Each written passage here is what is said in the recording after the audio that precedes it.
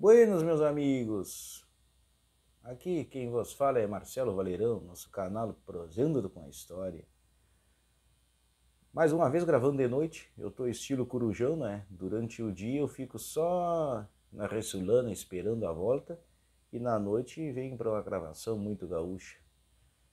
Faço a vocês o desafio de tu encontrar outro canal no YouTube que comente sobre assuntos como nós comentamos aqui, assuntos regionais, assuntos nacionais, e ainda mais com um apresentador velho desses que de vez em quando dá umas rateadas daquelas muito graúdas, né?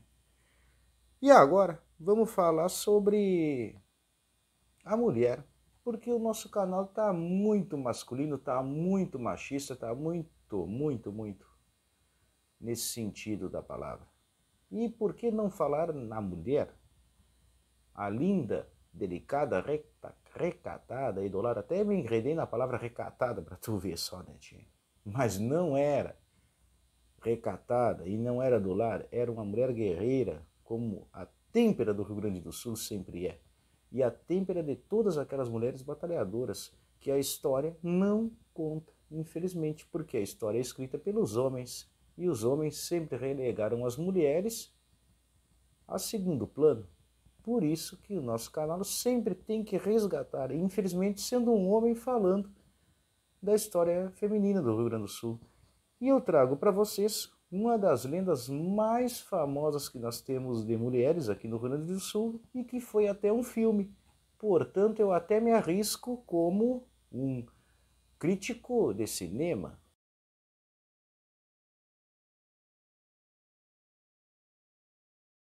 Mas, bueno, acompanhem comigo aí a lenda e o filme Anaí de las Misiones.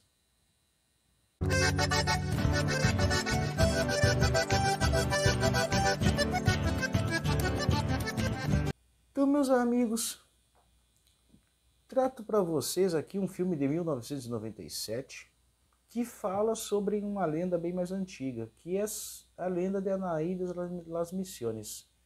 Ou seja, esse filme foi feito cinema nacional. Nós tivemos, ainda bem, pela graça do Padre Viejo lá de cima, não é? Filmes bons do cinema nacional e que infelizmente não são vistos e não são dados o devido apreço aos quais eles merecem. Aí tu vai lá e olha uma produção hollywoodiana e diz que é 100%, nós tendo filmes aqui que dão de 10 a 0 em produções de Hollywood. Mas, para isso, tu tem que conhecer esses filmes e tu vai conhecer um pouquinho do filme Anaí de las Misiones e vai conhecer um pouquinho da lenda sobre Anaí de las Misiones, que aliás tem duas variações. E essas duas variações, uma eu conto agora e a outra eu conto ao final do nosso episódio. Ele é ambientado, tanto o filme quanto a lenda, que ele se baseia, é claro, né? É lógico que se baseia na lenda, entre os anos de 1828 e 1835, ou seja, entre as guerras de independência do Uruguai, 1828, e a Revolução Farroupilha, em 1835. Aquele momento em que o Brasil tinha deixado de ser apenas uma colônia portuguesa, se transformado num império sul-americano. E essa lenda retrata de uma mulher mestiça, filha de mãe indígena com pai europeu, e que no início da sua vida ela tem uma revelação do pajé de sua aldeia, que o destino dela seria sobreviver.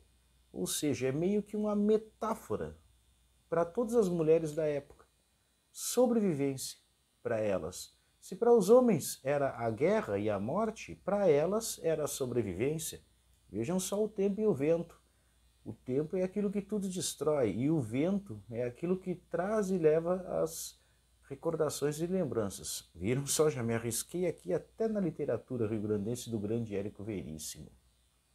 Mas enfim, o que Anaí de las Misiones tem de importância no contexto? Primeiro, por ser uma lenda e segundo, por retratar o poder feminino, que tanto ele é apagado pelo brio, pela masculinidade característica do Rio Grande do Sul, e que infelizmente tem que tomar outros rumos, porque senão nós acabamos por nos perder. Se não fossem por elas, por vocês, mulheres que estão assistindo, o que seríamos de nós? Não seríamos nada, porque vocês doaram seus filhos para as guerras, suas ancestrais cuidaram dos lares, ainda lutaram ao lado de seus maridos e na história foram esquecidas, porque a história é contada pelos homens. E esta personagem, Anaí de las Misiones, ela viveu em um momento conturbado na história do Rio Grande do Sul. Ou seja, ela, junto com sua família, tinha uma profissão macabra. E essa profissão a gente chama de carcheio, ou seja, é uma profissão tão antiga quanto as batalhas corpo a corpo dos exércitos, que consiste em, logo após a batalha, grupos de pessoas irem lá e tirarem os objetos dos cadáveres que ficam jogados no campo de batalha. Ela recolhia com sua família os objetos e acabava depois revendendo esses objetos ou trocando por comida e mantimentos. Na prática, como ela vivia? Ela vivia caminhando pelos campos com seus filhos. Eram 3 filhos, aí já entra a parte cinematográfica da história. Um velho carretão com uma junta de bois, que também retrata a pobreza daquele momento histórico para os que não tinham terra e não tinham a segurança de um lar. No contexto, tu pula já para o filme. Seus filhos são retratados com 3 nomes. Solano, que era o mais velho, ele era lunanco. Lunanco a gente chama de uma pessoa que é coxa, que é renga. Ele tinha sofrido um acidente a cavalo e aí ficou com a perna mais curta que a outra e acabou não tendo mais outra atividade a não ser trabalhar junto de sua mãe. O segundo filho era Teobaldo e por último a jovem Luna, que infelizmente 2 deles vão ter um destino trágico. Juntamente com essa família triste que vivia de sobras do mundo, se junta a prostituta Picumã. Só que se fala no próprio filme a palavra prostituta, mas num contexto histórico não seria. Seria aquelas jovens moças que não conseguiam sobreviver em casa com os pais e acabavam indo parar nos bolichos de beira de campanha, trabalhando pela comida e, infelizmente, vendendo seu corpo por meia dúzia de tostões. Onde, se tu fosse de uma família rica, tu tinha um destino muito melhor do que a maioria da população naquele período tinha. O destino de tu sobreviver.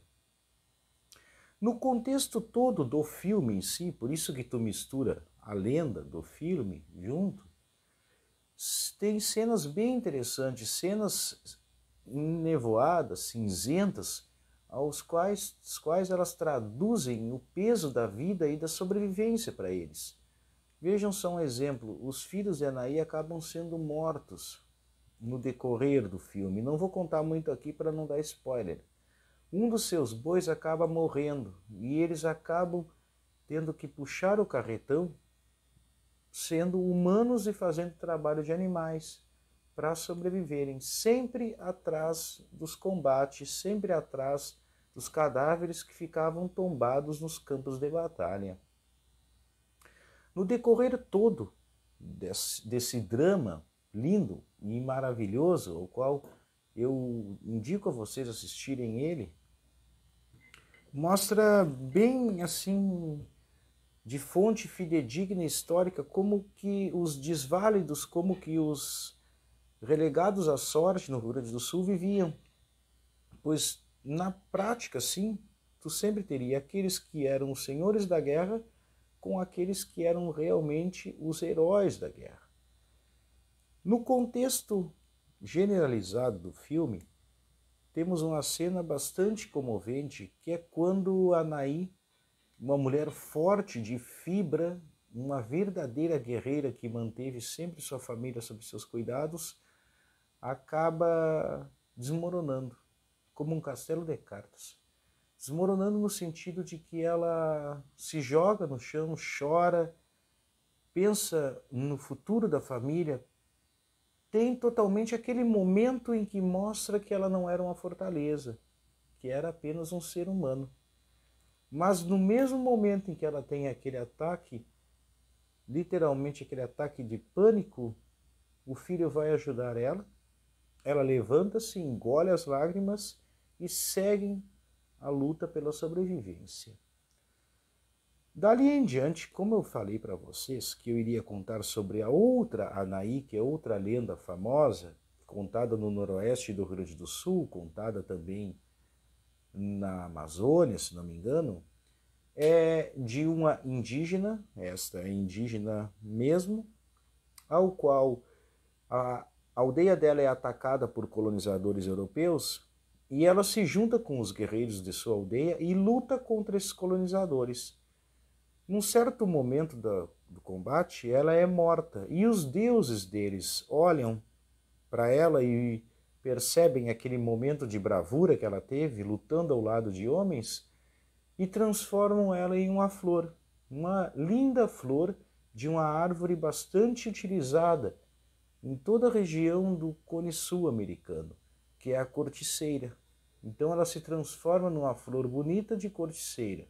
Como todas as lendas indígenas tentam mostrar que a beleza da natureza são, em parte da vida deles, para mostrar também o real equilíbrio entre o homem e a natureza, porque todos descendem de uma só mãe, que é a Terra. O nosso episódio de hoje é bastante curto, né, meus amigos? Pois eu não me estendi muito pelo filme, para que vocês possam assistir, mas vale a pena realmente vocês verem e assistirem esse filme. E até o próximo episódio nosso, com histórias que não são contadas na escola. Um grande abraço no coração de cada um. Fiquem com Deus.